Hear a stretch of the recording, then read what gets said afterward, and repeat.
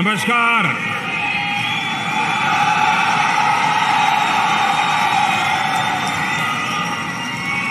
कैसे हैं आप सब?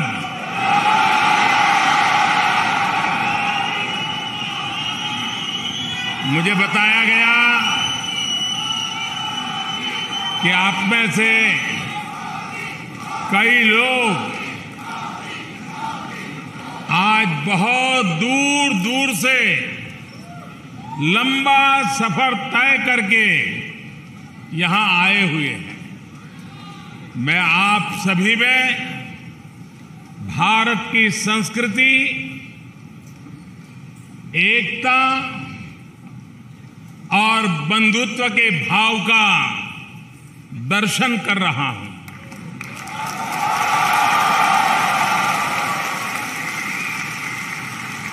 आपका ये स्नेह मैं कभी भूल नहीं सकूंगा।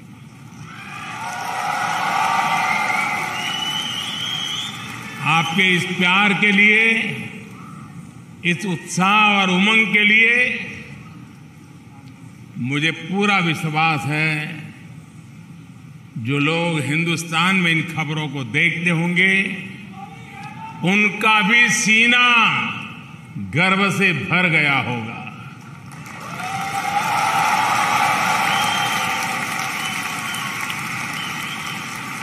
साथियों, आज का दिन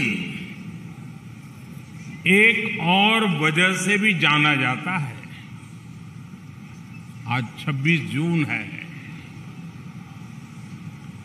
जो डेमोक्रेसी हमारा गौरव है, जो डेमोक्रेसी हर भारतीय के डीएनए में है, आज से 47 साल पहले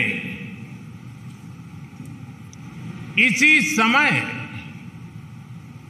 उस डेमोक्रेसी को बंधक बनाने, डेमोक्रेसी को कुचलने का प्रयास किया गया था। आपातकाल का कालखंड, इमरजेंसी भारत के वाइब्रेंट डेमोक्रेटिक इतिहास में एक काले धब्बे की तरह है।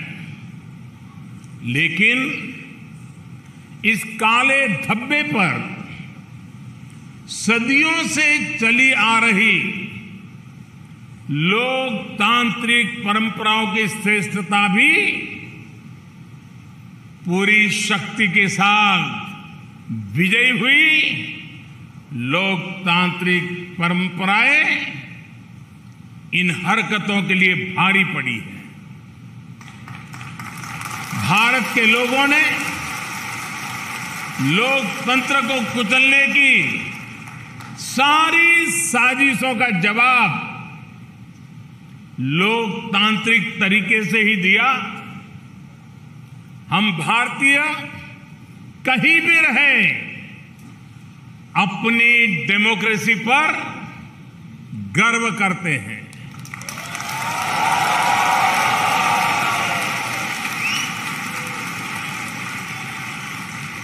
और हिंदुस्तानी गर्व से कह सकता है कि भारत मदर ऑफ डेमोक्रेसी है।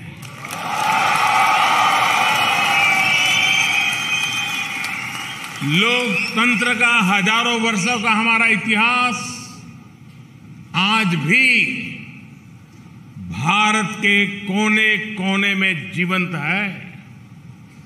इतनी सारी भाषाएं, इतनी सारी बोलियां, इतने अलग अलग तरह के रहन सहन के साथ भारत की डेमोक्रेसी वाइब्रेंट है। हर नागरिक का विश्वास है, उसकी आशा है और प्रत्येक नागरिक के जीवन को सशक्त कर रही है। भारत ने दिखाया है कि इतने विशाल और इतनी विविधता भरे देश में डेमोक्रेसी कितने बेहतर तरीके से डिलीवर कर रही है। जिस तरह करोड़ों भारतीयों ने मिलकर बड़े बड़े लक्ष्य हासिल किए हैं, वो अभूतपूर्व है। आज भारत का हर गांव ओपन डेफिकेशन फ्री है।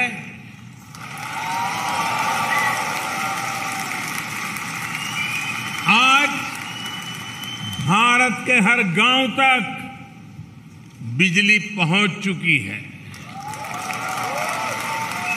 आज भारत का लगभग हर गांव सड़क मार्ग से जुड़ चुका है। आज भारत के 99% से ज्यादा लोगों के पास क्लीन कुकिंग के लिए गैस कनेक्शन है। आज भारत का हर परिवार बैंकिंग व्यवस्था से जुड़ा हुआ है। आज भारत के हर गरीब को 5 लाख रुपए मुफ्त इलाज की सुविधा उपलब्ध है। कोरोना के इस समय में भारत पिछले 2 साल से 80 करोड़ गरीबों को मुफ्त अनाज सुनिश्चित कर रहा है। इतना ही नहीं, आज भारत में औसतन हर 10 दिन में, आज स्टार्टअप की दुनिया है ना, हर 10 दिन में एक यूनिकॉर्न बन रहा है। आज भारत में हर महीने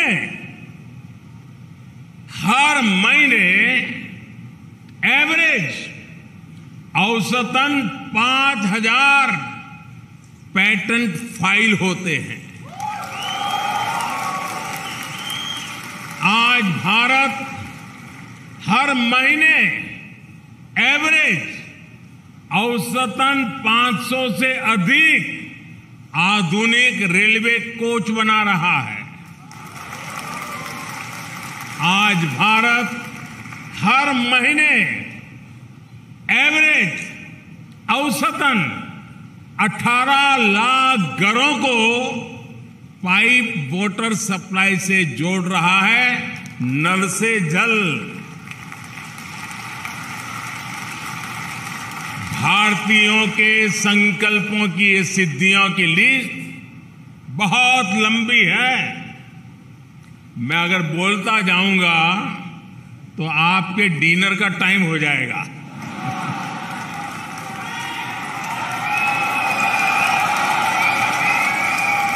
साथियों, कोई देश जब समय पर सही फैसले लेकर सही नीयत से सभी का साथ लेकर चलता है तो उसका तेजी से विकास होना निश्चित है। आप सभी इस बात से परिचित हैं कि पिछली शताब्दी में तीसरी औद्योगिक क्रांति का जर्मनी और अन्य देशों ने कितना लाभ उठाया। भारत उस समय गुलाम था और इसलिए वो इस दौड़ में बहुत पीछे रह गया। लेकिन आज 21वीं सदी का भारत चौथी औद्योगिक क्रांति में इंडस्ट्री 4.0 में पीछे रहने वालों में नहीं, बल्कि इस औद्योगिक क्रांति का नेतृत्व करने वालों में से एक है। इंफॉर्मेशन टेक्नोलॉजी में, डिजिटल टेक्नोलॉजी में भारत अपना परचम लहरा रहा है। दुनिया में हो रहे real time real time digital payments में से 40% ट्रांजैक्शन भारत में हो रहे हैं। आज भारत डेटा कंजम्पशन में नए रिकॉर्ड बना रहा है। भारत उन देशों में है जहां डेटा सबसे सस्ता है।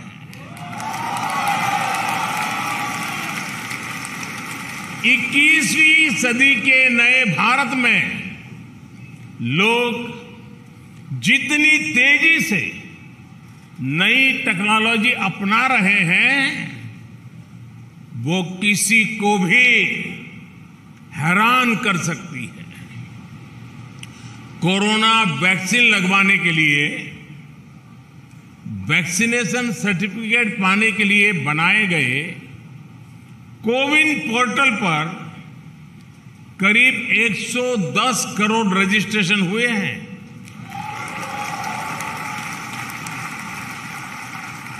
कोरोना संक्रमण की ट्रैकिंग के लिए बनाए गए एक विशेष ऐप आरोग्य सेतु से आज करीब 22 करोड़ भारतीय जुड़े हुए हैं।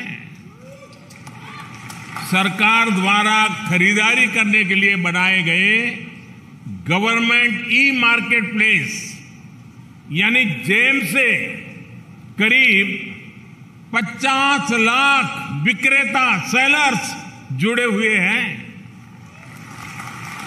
आज 12 से 15 लाख भारतीय ट्रेन से आने जाने के लिए हर रोज 12 से 15 लाख टिकट ऑनलाइन बुक करा रहे हैं।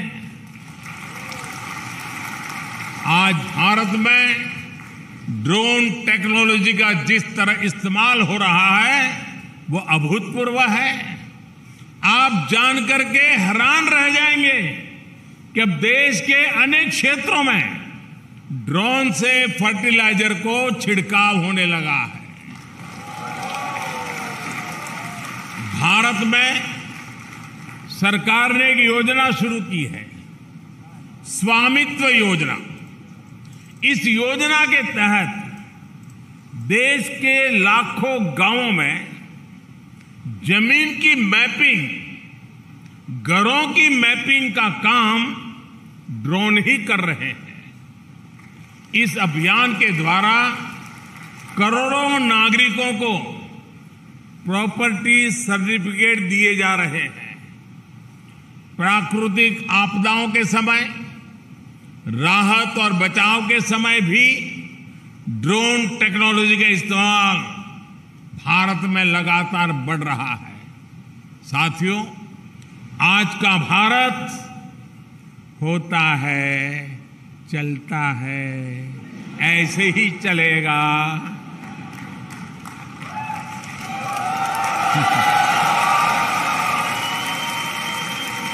उस मानसिकता से बाहर निकल चुका है दोस्तों। आज का भारत की पहचान है करना ही है और समय पर करना है। इस संकल्प के साथ हिंदुस्तान चल रहा है। भारत अब तत्पर है, तैयार है, अधीर है। भारत अधीर है प्रगति के लिए, विकास के लिए। भारत अधीर है अपने सपनों के लिए। अपने सपनों को संकल्प के लेकर के सिद्धि तक पहुंचाने के लिए अधीर है। भारत आज अपने सामर्थ्य में भरोसा करता है, अपने आप में भरोसा करता है। इसलिए आज हम पुराने रिकॉर्ड तोड़ रहे हैं और नए लक्ष्य हासिल कर रहे हैं।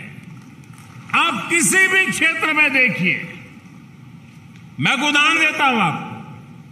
भारत ने 2016 में तय किया था कि 2030 तक हमारी कुल बिजली उत्पादन क्षमता का 40% नॉन फोसिल फ्यूल से होगा। अभी 2030 से हम 8 साल दूर हैं, लेकिन भारत ये लक्ष्य हासिल कर चुका है। हमने पेट्रोल में 10% एथेनॉल ब्लेंडिंग का टारगेट रखा था। ये लक्ष्य भी देश ने डेडलाइन से 5 महीने पहले ही हासिल कर लिया। भारत में कोविड वैक्सीनेशन के स्पीड और स्केल से भी आप भली भांति परिचित हैं। आज भारत में 90% एडल्ट्स को वैक्सीन की दोनों डोज लग चुकी है। 95% एडल्ट्स ऐसे हैं जो कम से कम 1 डोज ले चुके हैं। ये वही भारत है जिसके बारे में कुछ लोग कह रहे थे कि 1.25 अरब आबादी को वैक्सीन लगाने में 10-15 साल लग जाएंगे।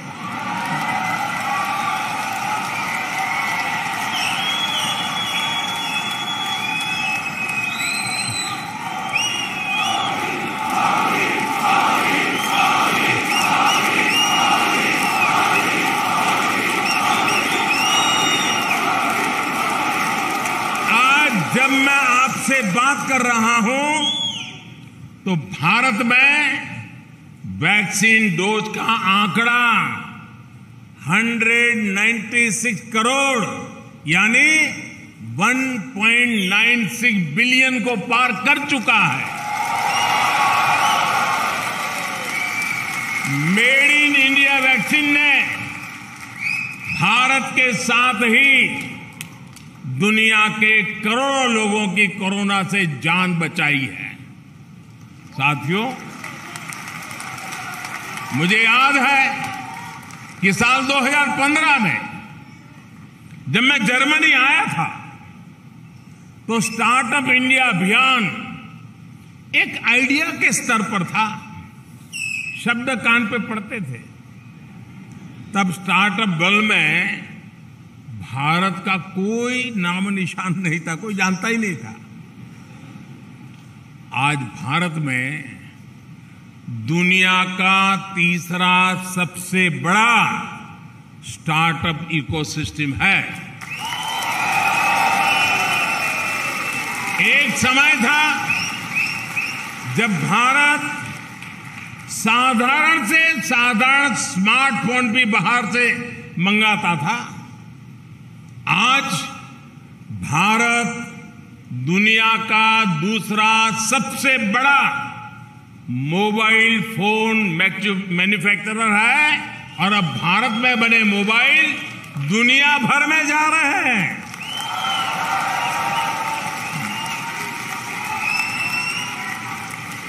सात 8 साल पहले जब मैं आप जैसे साथियों से चर्चा करता था तो हमारी बायोटेक इकोनॉमी $10 बिलियन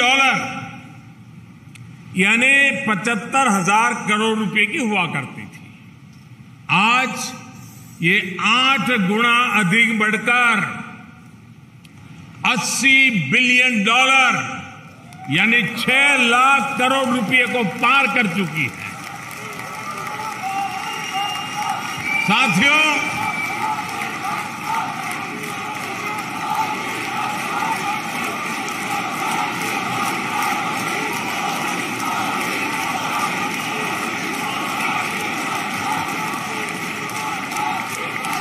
मुश्किल से मुश्किल हालातों में भी भारत के लोगों का हौसला ही हमारी सबसे बड़ी ताकत है।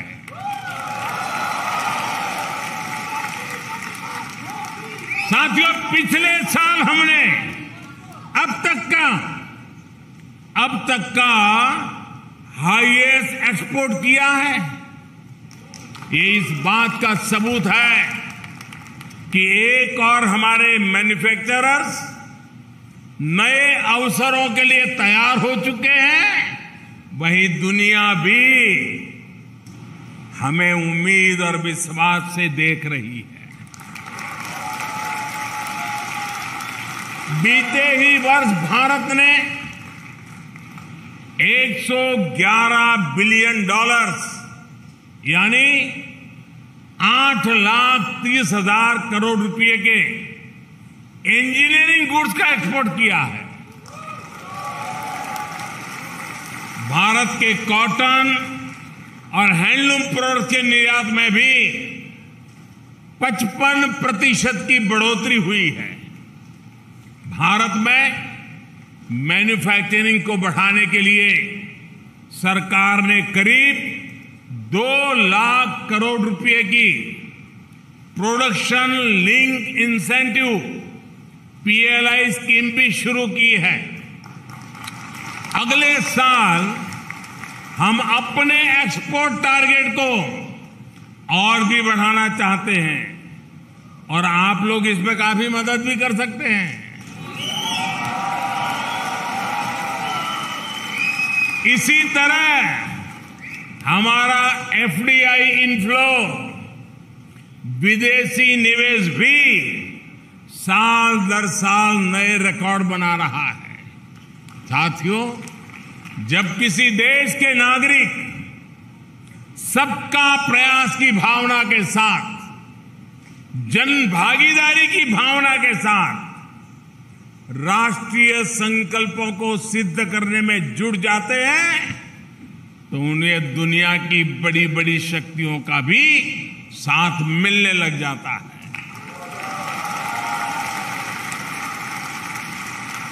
आज हम देख रहे हैं कि किस तरह दुनिया की बड़ी शक्तियां भारत के साथ कंधे से कंधा मिलाकर चलना चाहती है।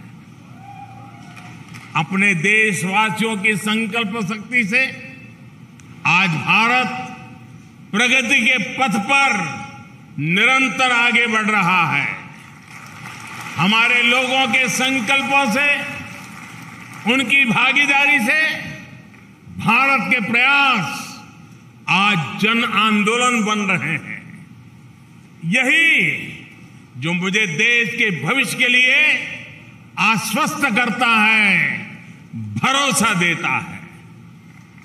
उदाहरण के तौर पर दुनिया में ऑर्गेनिक फार्मिंग जैसे शब्द चर्चा का विषय बने हुए हैं, लेकिन भारत के किसान खुद आगे आकर इसे जमीन पर उतार रहे हैं।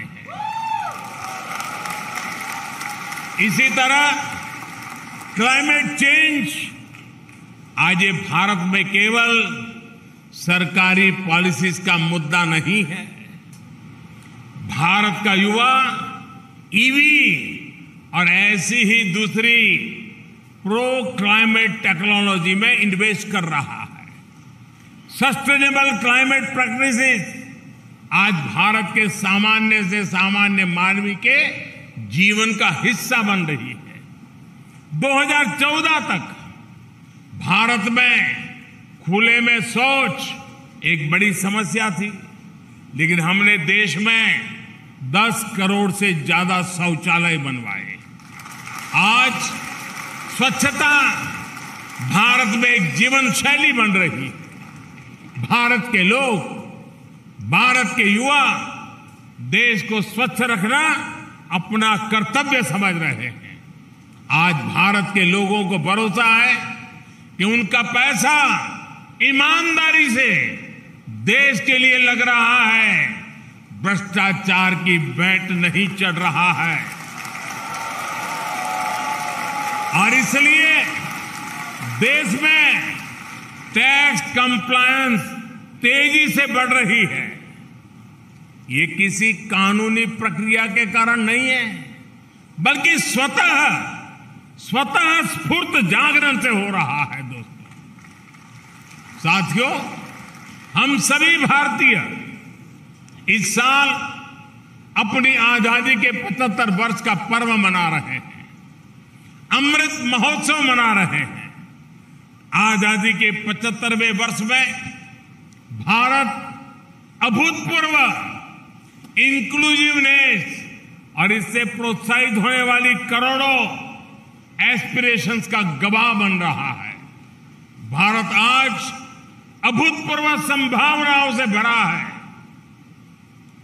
भारत एक मजबूत सरकार के नेतृत्व में, एक स्थिर सरकार के नेतृत्व में, एक निर्णायक सरकार के नेतृत्व में नए सपने भी देख रहा है, नए संकल्प भी ले रहा है और संकल्पों को सिद्धि में परिवर्तित करने के लिए जी जान से जुटा हुआ भी है। हमारी पॉलिसी स्पष्ट है और रिफॉर्म्स के लिए भरपूर कमिटमेंट है। 5 साल बाद हमें कहां पहुंचना है ये भी तय है और आने वाले 25 साल के लिए जब देश आजादी की शताब्दी मनाएगा, 25 साल के बाद हमें कहां पहुंचना है, 25 साल के लिए आत्मनिर्भरता का रोड मैप भी तैयार है। साथियों,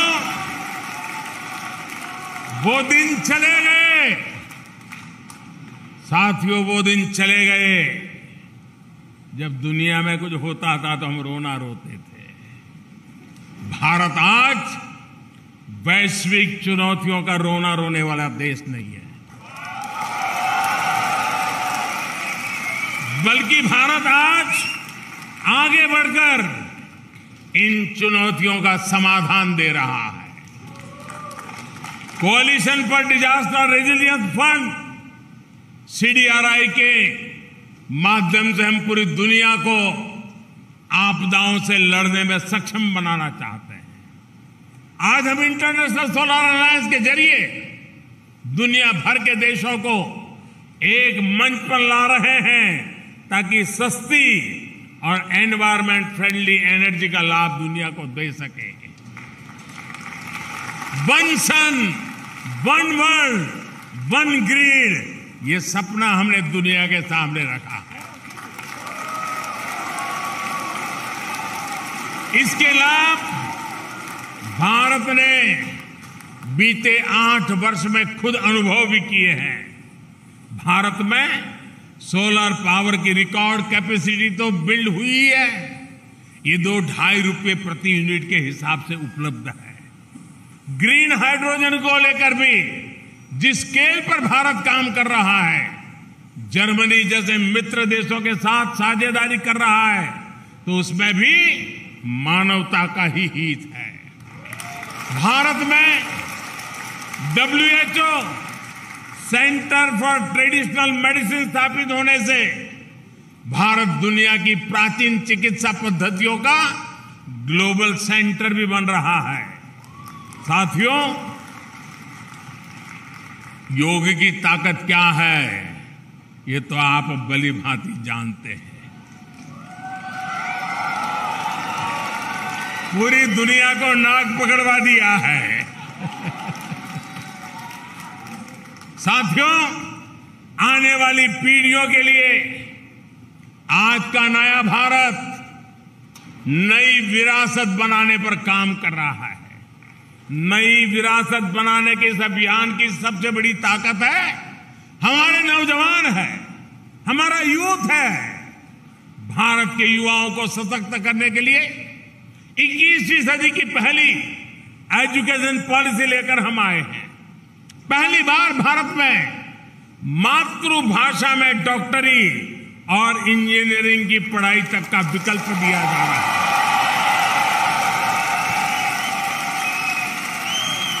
जर्मनी में रहने वाले आप सब लोग तो जानते हैं कि मातृभाषा में डॉक्टरी इंजीनियरिंग पढ़ने का कितना लाभ होता है। अब यही लाभ भारत के युवाओं को भी मिलेगा। नई एजुकेशन पॉलिसी में हायर एजुकेशन और रिसर्च के लिए ग्लोबल पार्टनरशिप पर भी बहुत अधिक फोकस है। इसका जिक्र आज मैं इसलिए भी कर रहा हूं क्योंकि इसमें जर्मनी के संस्थानों के लिए भी बहुत सारे अवसर बन रहे हैं। साथियों, बीते दशकों में आपने मेहनत से, अपने काम से भारत की सशक्त छवि यहां बनाई है। आजादी के अमृत काल में यानी आने वाले 25 साल में आपसे अपेक्षाएं और बढ़ गई है। आप इंडिया की सक्सेस स्टोरी भी है और भारत की सफलताओं के ब्रांड एम्बेसडर भी है। और इसलिए मैं आप सब साथियों को, विश्व भर में फैले हुए मेरे भारतीय भाइयों बहनों को हमेशा कहता हूं कि आप राष्ट्रदूत हैं। सरकारी व्यवस्था में 1-2 राजदूत होते हैं, मेरे तो करोड़ों राष्ट्रदूत हैं जो मेरे देश को आगे बढ़ाएंगे।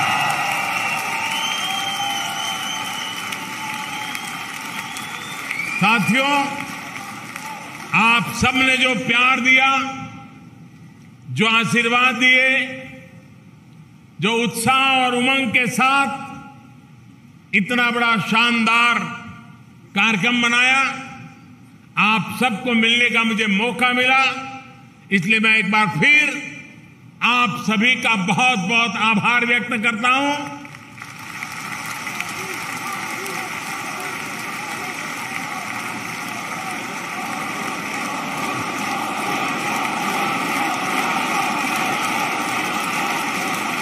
आप सब स्वस्थ रहिए, खुशखुशाल रहिए। भारत माता की, भारत माता की, भारत माता की। बहुत बहुत धन्यवाद।